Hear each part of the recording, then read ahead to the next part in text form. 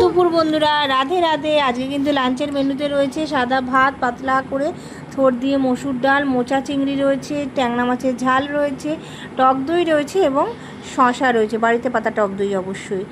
এ বাবা, তোমরা কি চলে যাচ্ছ নাকি আমার বাকি কথাটা না শুনে? এখনও কিন্তু লাঞ্চের মেনু শেষ হয়নি। রয়েছে পেঁপে, আলু, গাজর দিয়ে পাতলা করে চিকেনের ঝোল, ওই স্টুই বলতে পারো বা ঝোল বলতে পারো। খুব টেস্টি হয় এটা খেতে, একবার ট্রাই করে দেখতে পারো। আর গরম গরম পরিবেশন করলে একটু বাটার দিয়ে দিও, তাহলে তো জমে যাবে ব্যাপারটা। আর তার সঙ্গে কিন্তু রয়েছে এই যে শশা আর বাড়িতে পাতা টক দই তো থাকবেই। কেমন লাগলো আজকে লাঞ্চের ব্লগটা অবশ্যই জানিও। ভালো লাগলে লাইক, শেয়ার, কমেন্ট আর সাবস্ক্রাইব করতে কিন্তু একদম ভুলে যাবে না। আর বাই দ্য ওয়ে, তোমরা আজকে লাঞ্চের মেনুতে কী খেলে সেটাও অবশ্যই কমেন্ট করে জানিও। আজকের মতো এইটুকুই।